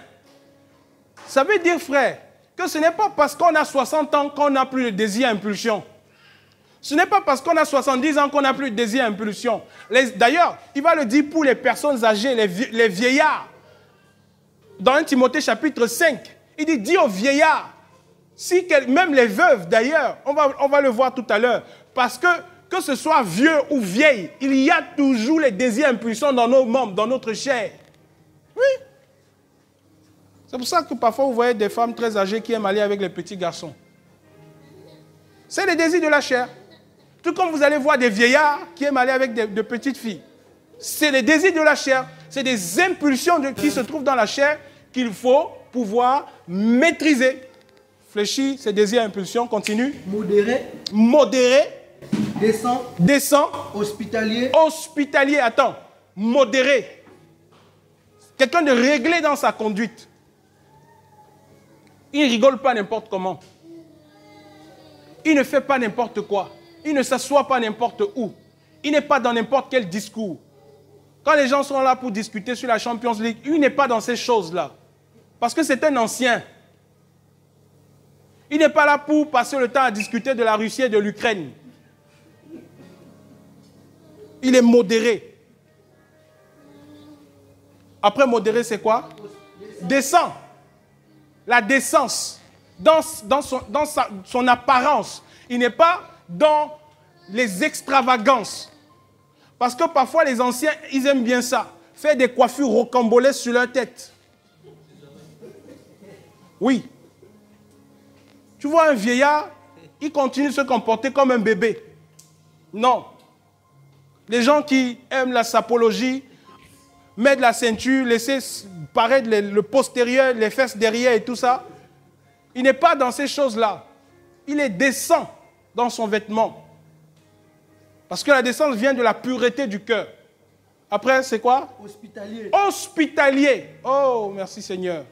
Hospitalier, c'est quoi? C'est quelqu'un qui sait accueillir. C'est un père. C'est un père. Il sait accueillir, il sait comprendre. Quand des frères pleurent ici, quand des frères crient là-bas, quand des frères ou des sœurs sont dans des situations difficiles, il a un cœur de père. Et même que dans l'église, parfois on peut stigmatiser une sœur ou un frère, lui, avec ses yeux de père, il est rempli d'amour pour recevoir. Et dit, ma sœur, peu importe ce qui se passe, peu importe ce que nous pouvons vivre dans cette assemblée, je suis là. Je suis là. Mais selon le Seigneur. J'ai dit selon le Seigneur. Oui, parce qu'il y a des mauvaises pratiques de l'hospitalité. Vas-y. Capable d'enseigner. Capable d'enseigner. Alléluia. Oh, j'ai besoin que vous soyez concentrés, frères. C'est des perles qu'on est en train de partager. Il doit être capable d'enseigner. Est-ce qu'on est d'accord? Voilà. Vas-y. Qu'il ne soit pas un ivrogne. Qu'il ne soit pas un ivrogne.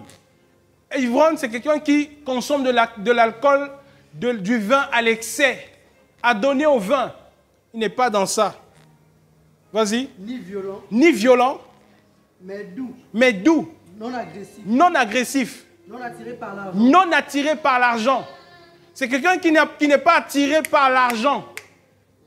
Vous savez pourquoi? Parce qu'il a l'expérience de la vie. Quand vous prenez un jeune, vous le propulsez à la charge d'ancien, quand l'argent va commencer à couler dans ce service-là, il va se servir dans la caisse.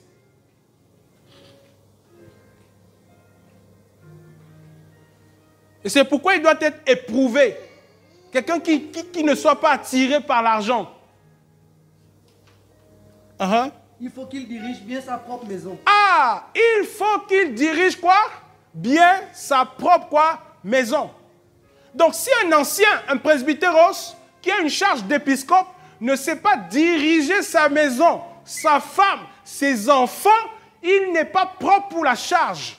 Vous savez pourquoi? Parce que l'église est une famille. Et Yeshua a confié la famille, la maison. Il a confié la maison au service. Il donne la maison au service. Et les anciens sont les gardiens de la maison. Ils ont les clés. Ils savent comment la maison fonctionne. Et c'est pourquoi ils doivent avoir l'expérience de la gestion de leur propre maison. C'est-à-dire, il sait gérer sa femme, il sait gérer ses enfants. Parce que si tu as des enfants rebelles, qui sont des brebis avec des pieds cassés, que tu ne sais pas réparer, comment vas-tu réparer les brebis dans la maison du Seigneur? Donc, c'est quelqu'un qui doit avoir de l'expérience dans la gestion. Avoir une femme, c'est avoir de l'expérience dans la gestion des émotions, des sentiments. Quelqu'un qui est habitué à prendre des décisions, qui conduit bien sa maison. Et c'est pourquoi quand je vois les anciens dans les assemblées qui sont nommés, propulsés à cette charge-là, vous voyez, c'est des jeunes remplis de pulsions sexuelles qui sont sur les statues en train de tout le temps snapper leur position. Il achète une chaussure, il met, et tu vois l'ancien qui met la nouvelle chaussure qu'il a achetée, tu vois l'ancien qui met la nouvelle chaîne qu'il a, en train de s'exhiber. il n'est pas propre à cette charge. L'ancien est sobre. Il ne se montre pas. Ce n'est pas quelqu'un qui fonctionne avec des pulsions.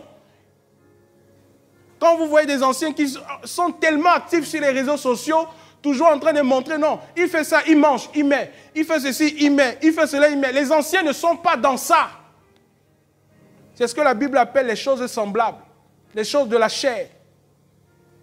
Les anciens ne sont pas dans ça. Toutes ces gadgets qui ont pour but de distraire le peuple du Seigneur, les anciens ne sont pas dans ces choses-là. C'est des gens respectables dans l'Église.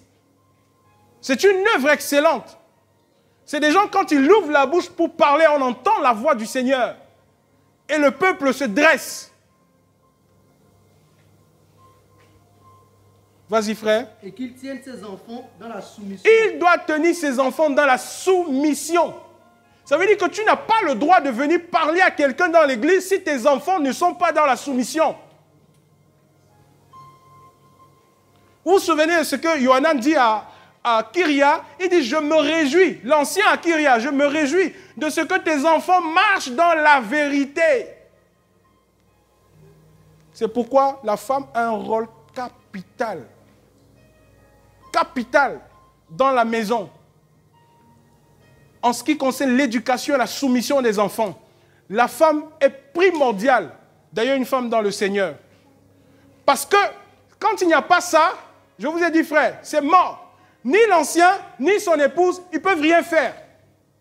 Or, souvenez-vous, dans le principe du mariage que je vous expliquais, quand il dit que les deux ne seront qu'une seule chair, tous les frères, tous ceux qui dans l'église exercent une charge, qui sont mariés et qui exercent une charge, la charge qu'ils exercent, la récompense de cette charge est accordée à la femme et à l'homme. Ça veut dire que ma soeur, tu dois te battre pour que la maison fonctionne. Pour que tes enfants, vos enfants soient dans la soumission.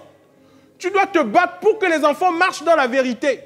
Parce que s'ils ne le font pas, ça tue le service de ton mari, ça te tue toi en récompense.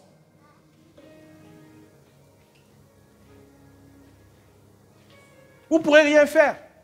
Et c'est pourquoi il faut cette complémentarité-là de l'homme et de la femme, soudés dans le Seigneur, dans un amour parfait, unis, pour construire leur propre maison et l'église du Seigneur. Vas-y. En toute dignité. Oui. Mais si quelqu'un ne sait pas diriger sa propre maison, comment prendra-t-il soin de l'église? Comment prendra-t-il soin de l'église d'Élohim? Comment? Vas-y. Il ne faut pas qu'il soit un nouveau converti. De peur qu'enflé d'orgueil, il ne tombe sous le joug. Il ne doit pas être un nouveau converti.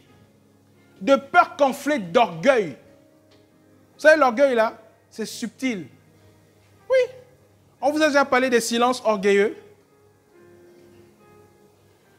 Hein? Vous savez que même le sentiment d'infériorité, c'est de l'orgueil. Oui, il y a des gens comme ça. Sentiment d'infériorité. C'est de l'orgueil. Silencieux, mais très orgueilleux dans son cœur. Ça parle, ça parle, ça parle. Il suffit juste qu'il ait un peu de moyens, un peu d'argent, vu que c'est l'argent qu'il cherche. Un peu d'argent. Tu vas voir, tu vas découvrir son vrai lui. Son langage va changer, sa tête change. Oui, c'est pourquoi le Seigneur parfois laisse des gens dans la galère. Parce qu'il sait que s'il vous donne, vous allez sortir de son plan. Et l'argent, frère, est quelque chose de terrible dans le service. Un serviteur du Seigneur qui n'a pas traité sa relation avec l'argent, je vous assure, il court dans la destruction. Parce qu'aujourd'hui, un des éléments premiers, avant même le sexe, qui détruit les assemblées, c'est Mammon. Je vous ai dit la dernière fois comment Mammon s'est introduit juste après la résurrection. Lorsqu'il a corrompu le message, on a payé ce soldat pour changer le message. C'est un des ennemis redoutables de la foi. C'est l'argent. Vous pouvez voir beaucoup de frères, hein, ils n'ont pas de moyens. Ok. Ils ont des ailes de grands serviteurs du Seigneur, mais dès qu'ils ont l'argent, ça change. Et c'est pourquoi le Seigneur lui-même n'a pas travaillé sans se réparer intérieurement. il a fait... La parole nous dit quand il est né, on est parti avec lui en Égypte, n'est-ce pas? Hein? Yeshua, homme. Il est rentré en Égypte. Après, il est revenu. Après, il est parti. Il a fait 40 jours dans le désert. 40 jours. Souvenez-vous, frère, souvenez-vous que lorsque les espions sont partis espionner, ils ont fait combien de jours d'espionnage? Hein? 40 jours. Et quand la sentence du Seigneur est tombée, il a dit, vous ferez 40 ans. Donc, c'est-à-dire un jour pour une année. Et quand le Seigneur fait 40 jours dans le désert, il est là dans la réparation d'Israël. C'est-à-dire, avant de commencer son ministère, il répare le peuple dans toutes ses fautes. Il repasse par le désert. Et dans le désert, il passe par les points par lesquels le peuple est passé. Là où le peuple a chuté, là où le peuple n'a pas eu confiance au Seigneur, là où le peuple est tombé, le Mashiach, il vient réparer avant de commencer son service. C'est pourquoi en tant que serviteur du Seigneur, si tu n'es pas réparé intérieurement par rapport à un bon certain nombre de choses, ton service ne marchera pas. Je vous prends un exemple. Clair. Clair, hein? Clair. L'argent, quand je parle de l'argent, parfois, vous voyez, on grandit dans des familles où c'est difficile. Hein? C'est difficile, il n'y a pas de moyens. Parfois, c'est difficile pour manger. Et beaucoup grandissent parfois dans toute cette galère-là. Et prient le Seigneur qu'un jour, le Seigneur leur donne des moyens.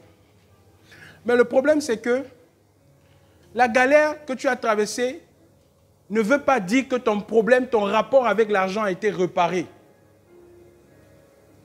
Parce que la galère provoque plutôt un problème dans ton cœur entre toi et l'argent. Ça fait que tu es dans une position où tu attends l'argent. Tu attends le jour où tu auras besoin d'argent. Les temps de galère, c'est ce que ça fait. Ça provoque dans ton cœur une certaine soif, un certain appétit vis-à-vis de l'argent. Du coup, dans le temps de galère, tu réfléchis au temps, quand tu auras l'argent, voici ce que je ferai, voici ce que je ferai, voici ce que je ferai. Et tu attends ça.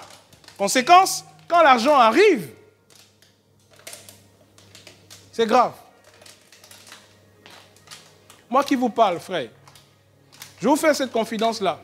Mon rapport, je l'ai déjà dit, avec l'argent était très serré. Mon épouse peut le témoigner. Très, très serré. Mon rapport avec l'argent était serré. Pourquoi? Pour avoir aussi grandi dans des conditions difficiles. Ce n'était pas facile. On n'avait pas le lait à la table tous les matins, ni le pain pour manger. Parfois, c'est le réchauffer. On connaît tout ça. Ce n'est pas comme les enfants d'aujourd'hui. Tu as les cornflakes et tout ça. Tu as le lait. Se lève le matin, tu tends la bouteille. Papa, bibi, bibi. Puis je regarde l'enfant et dis, aïe, oh. Nous, c'est la patate, le manioc. On réchauffait ça bien et puis on te dit avec l'huile rouge, vas-y, c'est à table. Tu manges avant d'aller à l'école. Oui. Et certains ont connu pire que ça. Oui. Et parfois, en grandissant dans ça, ce n'est pas forcément que tu grandis dans la frustration. Tu grandis et ton appétit pour l'argent grandit. Ta dépendance pour l'argent grandit. Et c'est ça qui parfois envoyait les gens, parfois dans le cas des femmes, dans les bras des hommes. Dès qu'elle trouve un homme qui a un peu des moyens, elle se jette dans ses bras. Elle ne se rend pas compte qu'elle a de l'appétit pour l'argent. Non, moi je ne suis pas matérialiste. Hein.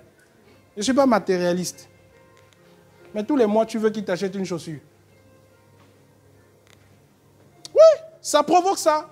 Et dans le cadre des serviteurs du Seigneur, on grandit avec, on grandit. Il y a cet appétit-là qui prend du poids, qui prend du poids. Et après, boum. Boum, ça explose. Juste un peu que le Seigneur vous donne, pac, tu deviens comme le roi. C'est-à-dire quand il attrape l'argent, il marche, il regarde derrière, s'il n'y a pas quelqu'un qui vient autour de lui. Parce que son cœur, son rapport avec l'argent n'est pas traité. Hey, regardez, je parle de l'argent et l'Esprit du Seigneur est en train de me dire qu'il y a beaucoup ici qui souffrent de ça. Il y a beaucoup là qui souffrent de ça. Axel, il faut faire attention. Regardez, je parle. Aïe. Seigneur. Non, mais c'est... Non. Le Seigneur est en train de me montrer des choses, quoi. Oh là là. Non, attendez, prions pour ça. Prions pour ça. Eh Seigneur. Eh Seigneur. Vous savez ce qui se passe? Je suis en train de voir les cœurs. Prions pour ça, frère. Que chacun prie pour son cœur. Que le Seigneur règle ton rapport avec l'argent. Que le Seigneur règle ton rapport avec l'argent. Que ton service ne soit pas détruit par l'argent. Faisons ce sujet de prière, s'il vous plaît, frère. Prie pour ça. Que le Seigneur règle ton rapport avec l'argent. Que l'argent ne soit pas ton Elohim. Que ta vie ne dépende pas de l'argent. Que ta vie ne dépende pas de l'argent. Que ta vie ne dépende pas des moyens. Qu'il y ait l'argent ou pas, que tu vives. Qu'il y ait les moyens ou pas, que tu vives. Qu'il y ait l'argent ou pas, que tu vives. Au nom de Yeshua. Frère, je vous assure, priez sérieusement pour ça. Parce que la vision que le Seigneur me donne en ce moment n'est pas bonne. Pas du tout, mais alors pas du tout. Que le Seigneur règle nos rapports avec l'argent. Il y en a encore ici qui dépendent de ça, qui vont mal parce qu'ils n'ont pas. Il y en a qui sont dans de grandes réflexions à cause de ça. Ça bouleverse vos rapports avec le Seigneur, votre confiance avec le Seigneur. Ce n'est pas bon. Prions afin que s'il est possible, par la grâce du Seigneur, que l'argent ne nous conditionne pas. Que l'argent ne conditionne pas ton service au nom de Yeshua. Merci Seigneur. Seigneur, comme une rosée, je prie que ça descende, Père. Comme une rosée maintenant, que cela descende, Seigneur, sur la vie de tout le monde. Au nom de Yeshua, Père, en ce lieu, que l'argent ne conditionne pas nos rapports, Père, en toi. Au nom puissant de Yeshua. Oh, merci Saint-Esprit. Merci Saint-Esprit. Merci Saint-Esprit.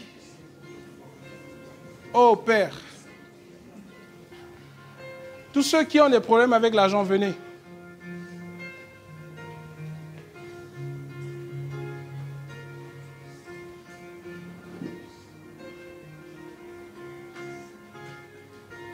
Venez, venez, venez. Vous êtes nombreux, je suis en train de voir. Venez.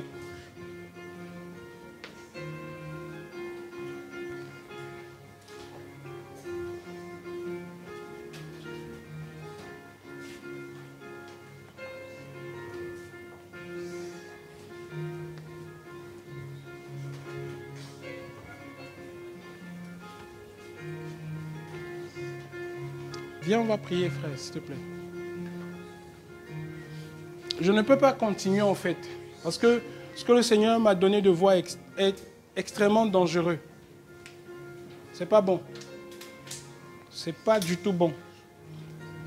Oh Père, oh Père, oh Père, je t'en supplie Seigneur, je t'en supplie Père, je t'en supplie, s'il te plaît, s'il te plaît, s'il te plaît, s'il te plaît Père, s'il te plaît, je t'en supplie Père, fais grâce Père. Au nom de Yeshua, on va prier pour eux. Prions pour eux. En ligne aussi. Ok. Prions pour eux. Prions. Ça ne va pas. Prions. Au nom de Yeshua. Au nom de Yeshua. Au nom de Yeshua. Au nom de Yeshua. Au nom de Yeshua. C'est comme une muraille la muraille de Jéricho qui est dressée en fait, qui ne nous permet pas d'avancer. C'est l'image que le Seigneur me donne. C'est comme une muraille en fait qui est dressée, qui fait l'objet du statu quo de beaucoup d'entre nous en fait, qui est la raison du statu quo de beaucoup d'entre nous. Une des raisons pour lesquelles on ne bouge pas, on n'avance pas, on ne fait rien, on est comme bloqué en fait à cause de ça. C'est pas bon du tout, mais vraiment pas bon du tout. Pas bon du tout. Prions, frère, prions au nom de Yeshua, afin que le Seigneur, dans sa grâce, que cette muraille tombe, qu'il nous rende dépendants de lui. Une totale dépendance au nom de Yeshua. Oh, prions, frère, priez pour les frères individuellement, au nom de Yeshua. Oh, Père, oh, Père, oh, Père, oh, Père, oh, Père, oh, Père, oh, Père, fais grâce, s'il te plaît. S'il te plaît, Seigneur, s'il te plaît, je prie, Père, dans le nom de Yeshua, je prie, Père, dans le nom de Yeshua, que cette muraille tombe, que cette muraille tombe, que cette muraille tombe, que cette muraille tombe, Que cette muraille tombe dans le nom puissant de Yeshua Mashiach. Seigneur, Seigneur, rien ne t'est impossible. Rien ne t'est impossible. Rien ne t'est impossible. Rien ne t'est impossible.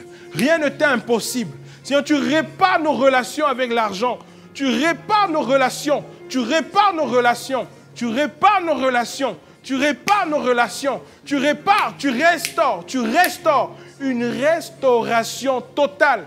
Au nom puissant de Yeshua. Oh Père, merci Seigneur pour ta grâce. Tu restaures au nom de Yeshua. Au nom de Yeshua, tu restaures sa relation, Père. Tu restaures au nom puissant de Yeshua. Tu restaures, Père. Au nom de Yeshua, tu répares. Au nom de Yeshua, tu répares, Père. Merci Seigneur, parce que la muraille tombe.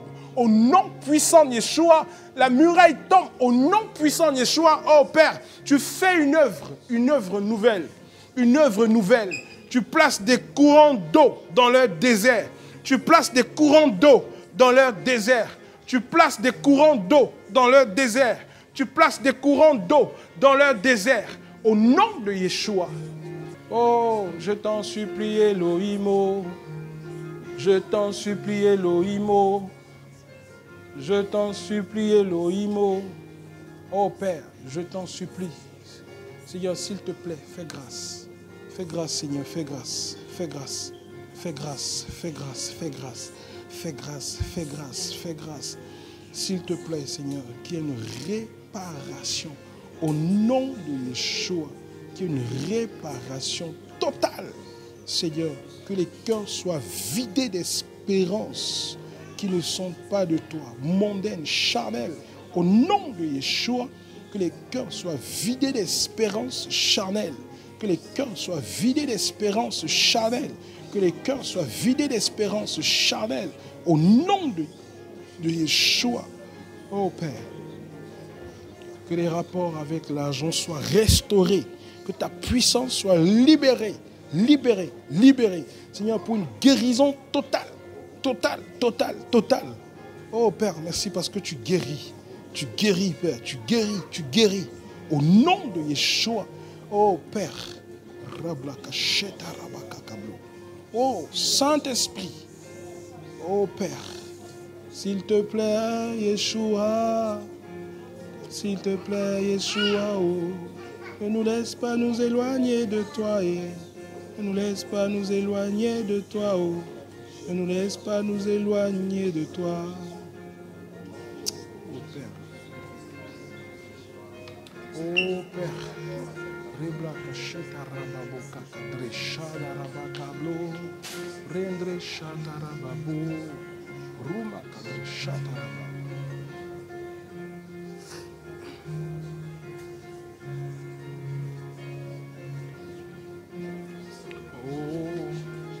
Holy Ghost, Holy Ghost, Holy Ghost, Holy Ghost, Holy Ghost, Holy Ghost, Holy Ghost, Holy Ghost, Holy Ghost, Holy Ghost.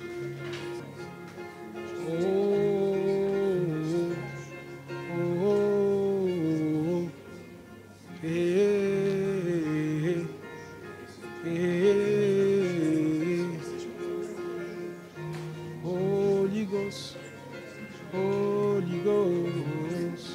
Merci Seigneur. Merci Père. Au nom de Yeshua. Oh Saint-Esprit. Merci Saint-Esprit. Merci Saint-Esprit. Oh. Merci Père. Merci pour ta vie. Merci pour ta grâce. Merci pour ta puissance. Merci pour ta présence. Au nom de Yeshua. Oh Père. Oh Père. Merci Seigneur. Merci Père. Merci Seigneur. Seigneur, je prie, Seigneur. Oh Père, que celui qui restaure, qui répare, qui transforme, Seigneur, maintenant, Père. Je prie, Seigneur, que cela s'opère dans son cœur. Au nom puissant de Yeshua Mashiach. Seigneur, je prie, Père, que l'intelligence de son cœur s'ouvre au nom puissant de Yeshua Mashiach. Maintenant, au nom puissant de Yeshua Mashiach. Oh, Saint-Esprit, Saint-Esprit, Saint-Esprit, Saint-Esprit. Maintenant, maintenant, au nom de Yeshua Mashiach. Oh, Père, oh, Père, oh, Père, merci pour les tissus que tu recouds, tu rétablis. Toutes les blessures, Seigneur, au nom puissant de Yeshua Mashiach. Oh Père, oh Père. Seigneur, merci pour tous les tissus que tu restaures, que tu rétablis. Seigneur, de tout son parcours, Père. De tout son parcours, de toute sa croissance, Seigneur. Oh Père, ce qui est encore laissé en morceaux, maintenant, Seigneur, je prie qu'il y ait une totale restauration par la puissance de ton esprit, Père, qui opère dans ce service.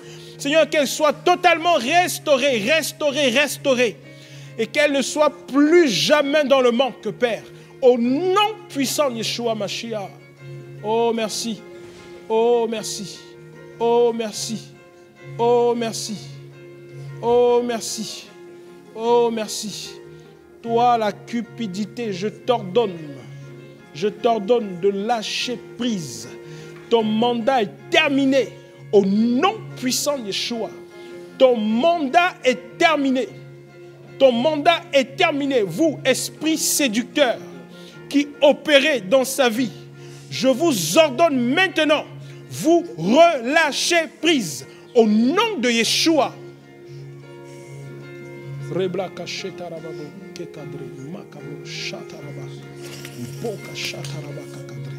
Holy Ghost. Oh Père. Oh Père, oh Père, oh Père, oh Père, oh Père, Rabba Kasheta Rabba, Dre Mashketa Rabba, Ramadre Shariba Kakabou, Mandra Shata Rabba Kakabou, Shekadri. Seigneur, oh Père, tu es son or et son argent. Tu es son or et son argent. Tu es son or et son argent. Au nom de Yeshua, tu es son or et son argent. Tu es son or et son argent. Seigneur, tout ce qu'elle fait réussit. Je proclame cela dans le nom puissant de Yeshua. Oh Père, merci pour son cœur que tu répares. Merci pour son cœur que tu répares. Merci pour son cœur que tu répares. Merci pour cette réparation qui s'opère dans son être, dans son corps, son âme et son esprit. Seigneur, tu vois son âme, Seigneur, oh, blessée, troublée. Seigneur, tu renouvelles cela, Père, au nom de Yeshua. Seigneur, tu ouvres son cœur. Tu ouvres son cœur totalement dans une confiance en toi, Père. Tu lui donnes d'avoir une pleine confiance en toi, au nom de Yeshua. Merci, Seigneur. Oh, Holy Ghost. Oh Père, merci Seigneur, merci Père, merci pour ta grâce, merci Père, merci Seigneur, merci pour ta puissance. Seigneur, tu répares, tu restaures Seigneur, tu restaures Seigneur Père son rapport. Seigneur, tu recouds Seigneur, tu recouds Père, tu recouds, tu renouvelles Seigneur au nom de Yeshua. Seigneur, qu'elle s'attende à toi. Qu'elle s'attende à toi, rien qu'à toi, Père. Merci, Seigneur, parce que tu lui donnes le don de la foi. Père, ce don de la foi qui lui permet, Seigneur, de s'attendre à toi dans les situations difficiles, Père. Tu mets son espérance en toi. Seigneur, je prie, Seigneur, que les blessures du passé soient ôtées, toute racine dormante en elle, Père. Maintenant, Seigneur, que cela lâche prise au nom puissant de Yeshua, que les racines dormantes soient déracinées. Seigneur, déracinées totalement, Père. Les habitudes, les choses qu'elle a entendues, Seigneur, qu'il y ait une réparation au nom puissant de Yeshua. Oh Père, je t'en supplie, Seigneur. Je t'en supplie, Père, dans ta grâce. Oh Seigneur, oh Père, s'il te plaît Seigneur, Merci parce que tu renouvelles sa robe. Tu lui donnes une robe nouvelle, Père. Un vêtement nouveau. Seigneur, tu es sa justice. Tu es sa justice, Père. Au nom puissant de Yeshua, tu ne vivras plus de l'injustice. Tu ne vivras plus de l'injustice. Tu ne connaîtras plus l'injustice. Oh, Père. Merci, Seigneur. Merci pour ta grâce. Merci pour ta vie. Ta vie.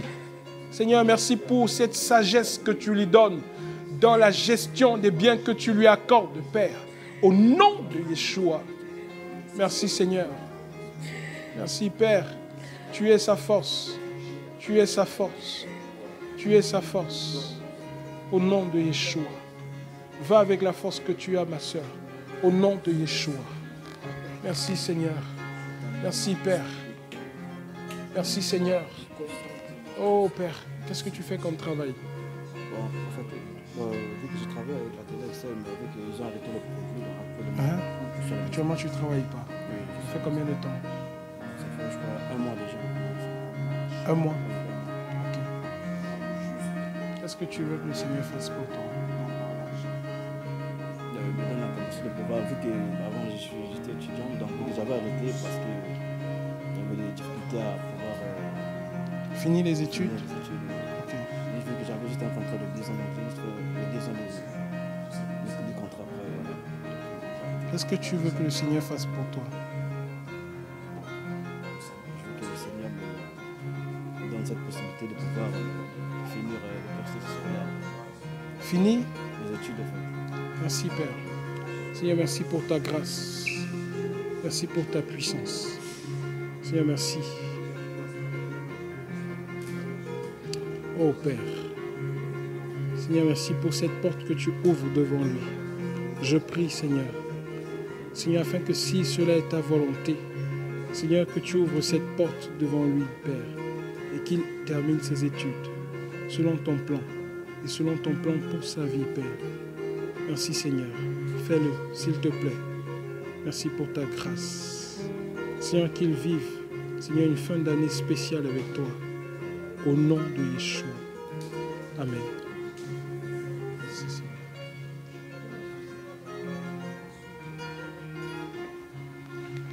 On va prendre une pause.